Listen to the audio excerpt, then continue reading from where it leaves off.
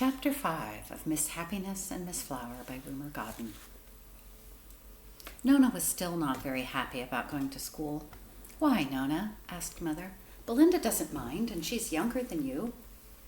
"It's all right for Belinda," said Nona. "She has lots of friends." "You can have friends." "No, I can't," said Nona tearfully. "Why not?" The tears overflowed. "There's only one girl I like, and she sits next to me," sobbed Nona. "If you like her, why should you mind?" asked Mother, mystified, which means she could not understand at all. Certainly it was difficult to understand. "Why should you mind?" asked Mother. "She's too pretty and stuck up to speak to me." "She means Melly," said Belinda. "Melanie Ashton. You know, her mother keeps the hat shop."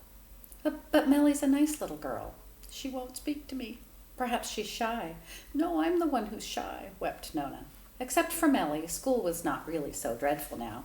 Nona was learning to write and paint and sew, as Mother had said. When she read aloud now, it was not in a sing-song, and nobody laughed at her English. Then one day, on the new page of her reading book, she came across a tiny poem. It was so small it might have been made for a doll's house. "My 2 plum trees are so gracious. See, they flower, one now, one later." Underneath was written, "Haiku, Japanese poem." "Are all Japanese poems as little as that?" Nona asked Miss Lane. "Are they all as little?" "Not all, but a great many," said Miss Lane. "Could I copy it?" asked Nona, and began to tell Miss Lane about Miss Happiness and Miss Flower. "Is the house finished?" asked Miss Happiness. "Oh, no," cried Miss Flower, and "now I have to make the steps," said Tom. The steps were 4 pieces of wood, the same length but different widths. Glued one on top of the other, they made a set of steps leading up to the front door. "You can put doll's house tubs of flowers each side," said Tom. "Is the house finished now?" asked Miss Happiness. No, it was not finished yet. Tom stained the frames and the angle pieces a beautiful dark brown. He had painted the walls and the underside of the roof an ivory color, but the niche he painted pale jade green. Last of all, the house was dusted and cleaned, carried into Nona's room from the playroom, and put on the windowsill. "Now show that to Mr. Twilfit," said Tom. "First it must be furnished," said Nona. "I need scraps of cotton and silk." "You haven't got any," said Belinda. That was only too true. The pieces in Mother's scrap bag were bits of flannel and oddments from old cotton dresses. There was some velveteen, but velveteen is thick and heavy for a small doll. "I need thin, bright silk in different colors," said Nona. "Well, you can't have it." "I know I can't," said Nona mournfully. She had spent that week's 9 pence on extra things for Tom. "And I need a lamp and a low table, and the book says Japanese people keep their quilts in cupboards with sliding doors. How can I—" Nona broke off and sat quite still. "A cupboard with sliding doors," she whispered. "Nona, I'm talking to you," said Mother. "I'm asking you if you want any more pudding." These days Nona often had more pudding, but now she did not answer. "Nona, are you dreaming?" Yes, Nona was dreaming of Melly's pencil box. It was a new pencil box of plain, light wood. It had a compartment down the middle, and most fascinating of all, it had a roll top of slatted wood that rolled back as soon as you touched it. It would make a perfect little cupboard, dreamed Nona, empty and standing on its side. Perfect. And then a daring thought came to her. I wonder if Melly would swap it. Nona had not been in school very long, but already she knew all about swapping. Swap, but for what? It would have to be something very beautiful. After lunch, Nona went slowly upstairs, pulled out her drawer. Next morning when she went to school, she wore her silver bangles. "Oh, how pretty," said Melly. Nona had seen Melly looking at the bangles and had pulled the cuff of her blouse back so they would show more as she let her hand lie on the desk. They clinked gently against one another, and their silver shone above the wood of the desk. "You like them?" whispered Nona. Melly nodded, and her curls bobbed. Nona slid off the bangles, and when Miss Lane was very busy, she paused. She passed them to Melly. "Very pretty," whispered Melly, looking at them. "You can put them on if you like." Now they had spoken. Nona could not think why she and Melly had not spoken before. Perhaps Mother had been right, and Melly was shy. She blushed as she slid the bangles on. They looked beautiful on her pink and white wrist, and "very, very pretty," whispered Melly. Nona felt an ache in her heart. She had had her bangles almost since she was a baby, and they reminded her of Coimbatore, but she had the dolls to think of now. "I'll swap them if you like," said Nona. Millie's eyes grew wide. But they're silver, she said. Yes, but I'll swap them. For what? For your pencil box, said Nona lightly, but her heart was beating. Millie Ashton, Nona Fell, are you two talking? Asked Miss Lane, but the two heads, Nona's dark one and Millie's with its golden curls, were bent over their desks, and their pens scratched away. Yet, if Miss Lane had noticed, she would have seen that Millie's pencil box was on Nona's desk and Nona's bangles were on Millie. Standing on its side in the Japanese doll's house, the pencil box did look like a real cupboard. The quilts shall go in the bottom when I have the quilts, said Nona. The bowls in the top when I have the bowls. The roll top slid backwards and forwards like a real cupboard.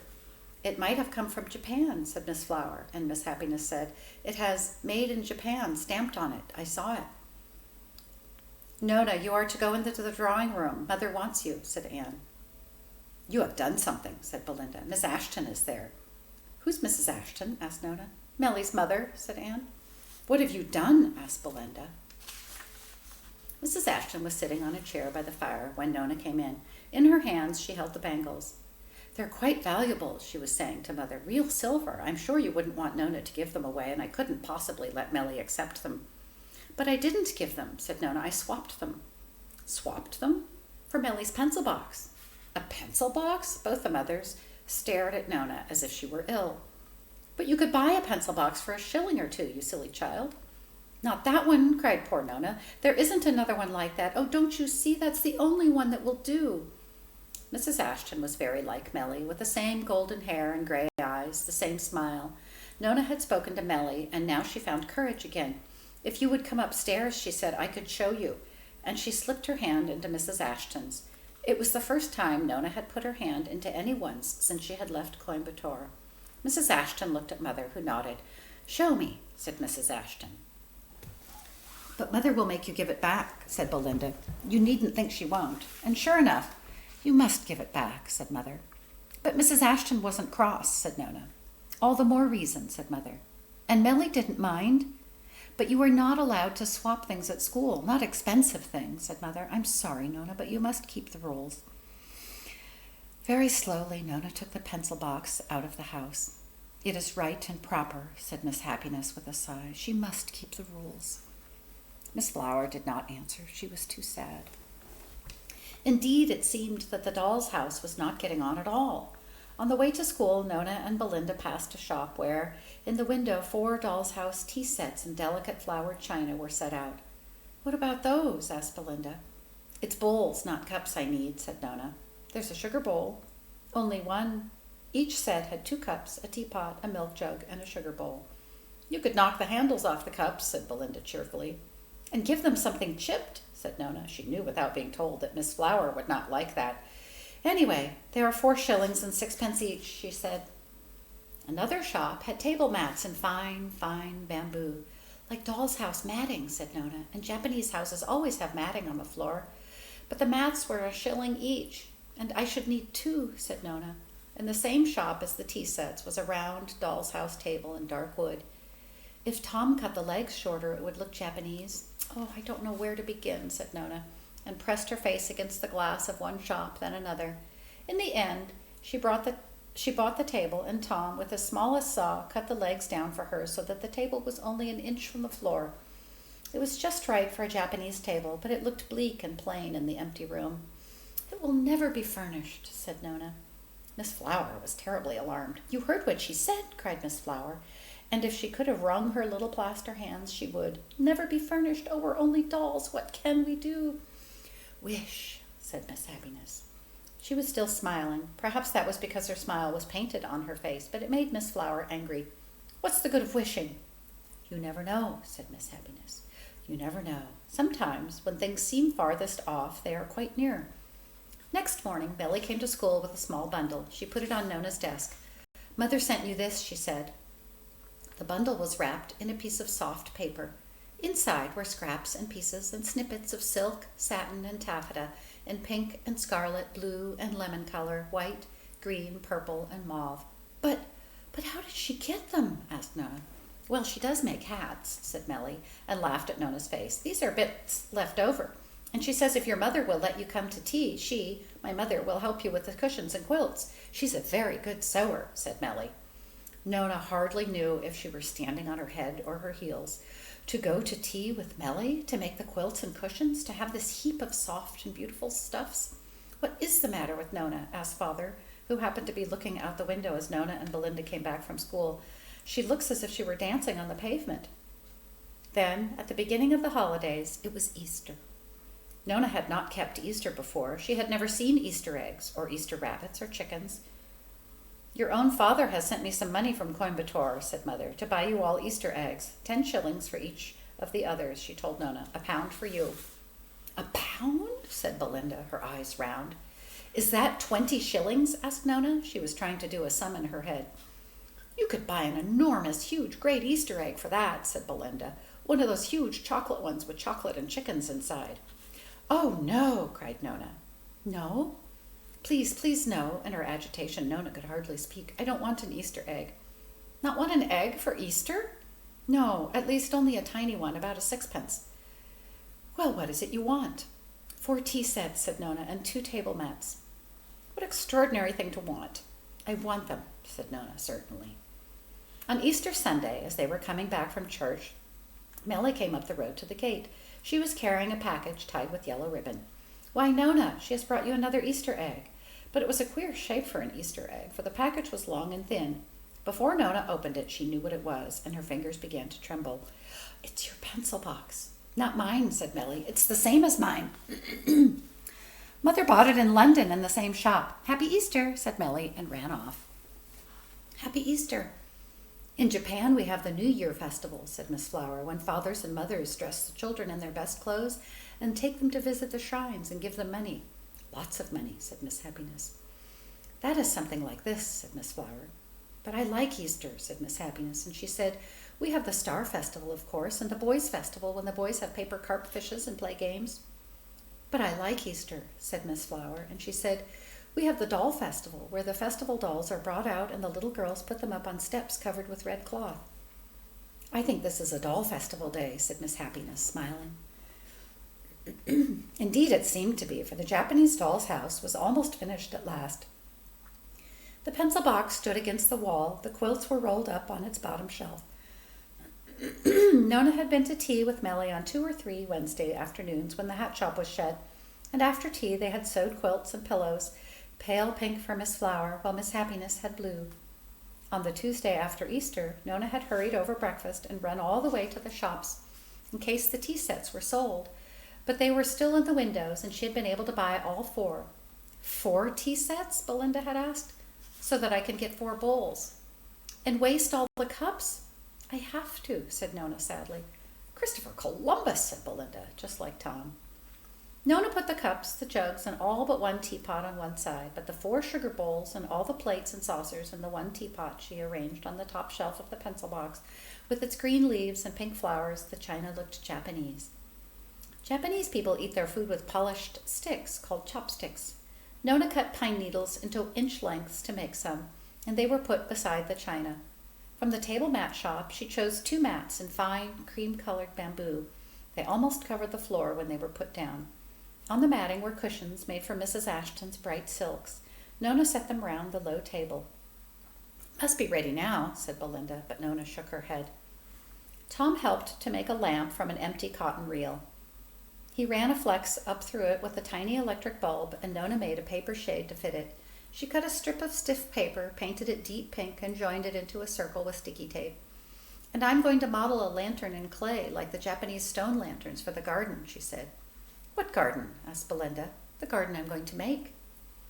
Every Japanese house has a firebox. Nona made hers from a matchbox painted dark brown and filled with shining red paper from a Christmas cracker. Tom put another of his tiny bulbs in it and joined the flex to the lamp.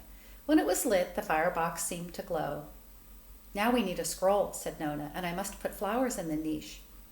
Well, put some, said Belinda, but Nona said, I have to learn about them first. Learn about flowers? Pooh! What is there to learn? Oh, Nona, you are so slow. Please leave Honorable Miss Nona alone, wished Miss Happiness and Miss Flower. Leave her. She's doing things in the Japanese way. Flowers in Japan can have meanings. Pine branches are for strength. Plum blossoms mean new hope. Irises are used for ceremony, while the peony is the king of flowers. Irises and peonies are too big for a doll's house, said Anne. Of course they were too big, but now, in April and May, as Mother and Anne had told Nona, there were wildflowers everywhere in the grass and along the hedges and in the fields and woods just outside the town. Nona had never seen anything as lovely, and every day she discovered something else. Wild violets did for irises, and wood sorrel or anemones made white peonies, while eyebright looked like doll's house lilies. In front of the Japanese dollhouse, she made a path of sand and bordered it with cowries, tiny shells she had brought from Coimbatore. At the foot of the steps, she put 2 little china blue egg cups, the kind that are like tubs, filled them with lady slipper. Then she begged a big old meat tin from Mother and put it on the windowsill beside the house. She covered it with a layer of earth and moss. Following the pictures of Japanese gardens in Mr. Twilfit's big book, she arranged a path with flat stones and a little heap of pebbles to hold the shell that Anne had given her. The shell was filled with water and made a pool, and by it Nona planted some tufts of grass to look like bamboos and tiny flowers to look like bushes. Japanese gardens have to look natural, like hills and lakes and streams, she said, and she made a stream of bits of broken looking glass set in moss, and by it she lit the clay lantern she had modeled. Miss Lane had let her fire it in the school kiln, and it had a gloss on it like stone. It looked like a toadstool with a hole in the hood. When a bit of birthday cake candle was put in, it shone over the garden at night, and "It's quite safe," said Nona. "The clay won't catch on fire." The garden was beautiful, but "I do wish I had some trees," said Nona. "There aren't trees as small as that," said Belinda. There was no scroll yet, but in the niche Nona put a vase of flowers. For the vase she used her ivory thimble, and for the flowers she chose a scarlet pimpernel. "That's a peony, the king of flowers." And with it were stalks of grass. "Doll's house bamboo," said Nona. "Bamboo means luck." "Yes, yes," breathed Miss Flower. It was finished. "They can move in tomorrow," said Nona. "Tomorrow!" Miss Happiness felt as if all of her were warmed by the firebox, but Miss Flower felt as if she might crack. "I shan't close my eyes all night," she said. They could not close in any case, but she meant that she would not sleep. "Our house," said Miss Happiness. "Tomorrow we move into our house." "Yes." Then Miss Flower stopped. "We haven't moved in yet. Suppose something were to happen and prevent—" "But what could?" asked Miss Happiness. Miss Flower did not know, but all of it at once she felt cold. "Can I have a feast?" Nona was asking. "You can ask some people to tea," said Mother. "Can I ask Mr. Twilfit and Miss Lane and Mrs. Ashton and Melly? And you and Father and Anne and Tom and Belinda, of course?" "I'm not coming," said Belinda. "Why should Nona have people to tea?" asked Belinda, and kicked the corner of the table leg. "It's not her birthday." "Now, Belinda." Belinda kicked the corner of the table leg again. "If you do that," said Mother, "you can go upstairs at once." Then she put her hand on Belinda's shoulders and said gently, "Belinda, Nona has worked so hard. Don't spoil it." But Belinda shook Mother's hand off, kicked the table leg harder than ever, and ran upstairs. It was no wonder that Miss Flower trembled. End of chapter 5.